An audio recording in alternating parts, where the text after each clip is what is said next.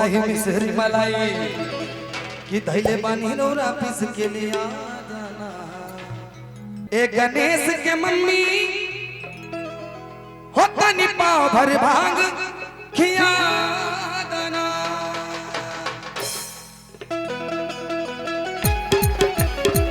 अब थोड़ी ताली बजा दो जरा, हाथ बढ़ करके। ओहो झूमते हुए, क्या बात है। हर हर महादेव।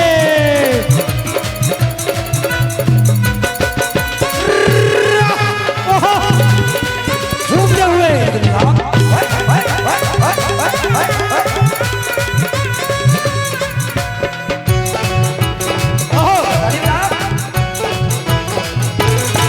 नहीं खाए खोबा मेवा नहीं मिसरी मलाई, नहीं खाए खोबा मेवा नहीं मिसरी मला, नहीं खाए खोबा मेवा नहीं मिसरी मला, धैले बानी रौरा पीस के लिया जाना। ए गणेश के मम्मी, ए गणेश के मम्मी तनि पाव भर भांग खिया जाना। ए गणेश के मम्मी तनि पाव भर भांग खिया जाना। राउर भंगिया बठेर पिसत खोला दे, राउर भंगिया बठेर पिसत खोला दे, राउर भंगिया बठेर पिसत खोला दे। तुको होला गाड़ी दुखवा आई ना।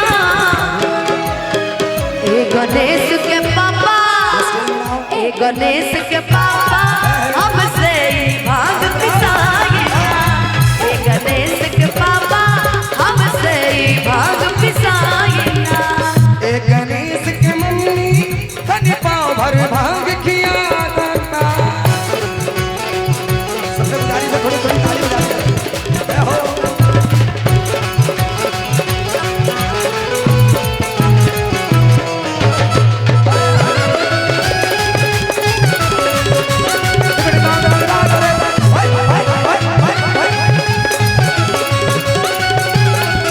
नहीं खाई बखवा मलाई मिसरी, नहीं जितवा से भगिया के साथ।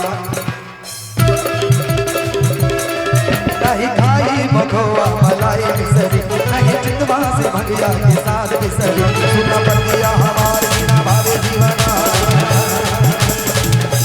बतिया हमारे बिना भावे दीवाना, हमरा सामने से जल्दी हटा जाना। जब भांग पीने वाले कौन कौन इधर हाथ खड़े कर देगा, जो भोले बाबा की तरफ से। ए गणेश के मदर, ए गणेश के मम्मी तनि पाव भर भांग किया जाना। ए गणेश के मम्मी तनि पाव भर भांग किया जाना।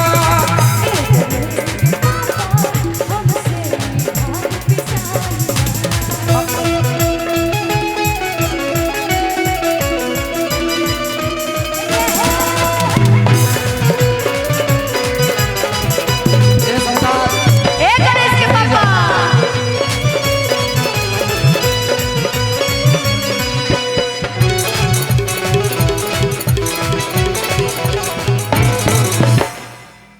हो चाहे राजी हुई चाहे होई ना राजी, नहीं चलता हो चाहे राजी हुई चाहे होई ना राजी, मंगिया भी सब ना सुन ली ना। जानी करी आँख लाल करी हमरा पखाया, जानी करी आँख लाल करी हमरा पखाया, भांग छोड़ी अपना समय नसाई ना। अच्छा कितनी अच्छी लाइन है ना, कितनी अच्छी लाइन है ना कि जानी करी आँख लाल करी हमरा पखाया, अब भांग छोड़ी अपना समय नसाई ना। ए गणेश के पापा, डैडी नहीं बोल सकते तो मैसेज कर दीजिएगा। Father father father father daddy सब चलेगा। बोलिए बोलिए बोलिए, कंटिन्यू। ए गणेश के पापा बोली ना। हमसे भांग पिसाए। ए गणेश के पापा ए गणेश के पापा हमसे भांग पिसाए ना। पागल कह गेला, पागल कह गेला ना रे लोगवा, पागल कह गेला, पागल कह गेला ना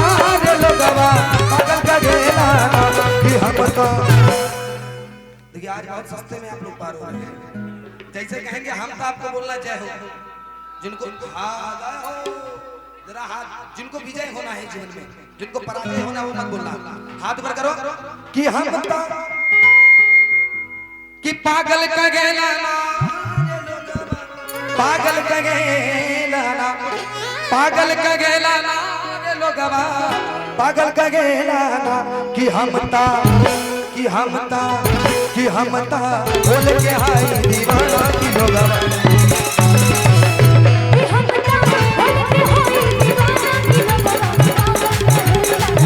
पागल कहेला ना रे लोगवा पागल कहेला ना हो पागल का गेला रे लोगवा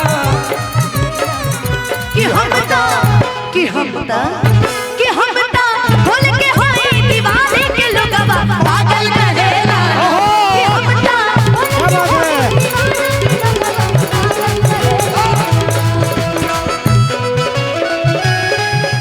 ओ शंकर भगवान की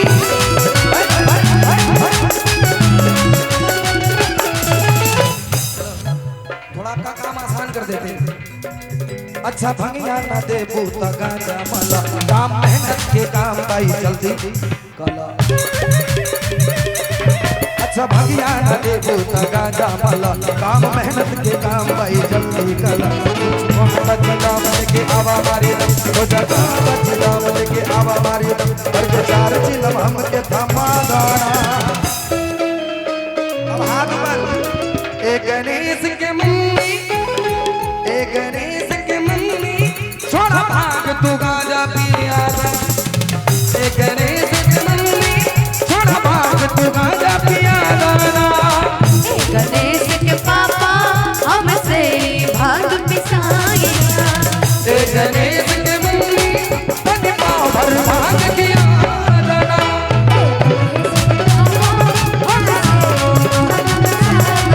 तन पाँव भर भाग किया जाना। तन पाँव भर भाग किया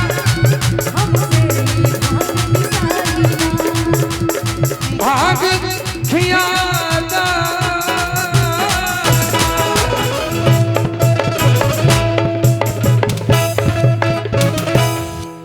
एक बार प्रेम से बोल दीजिए ओम नमः पार्वती पते हा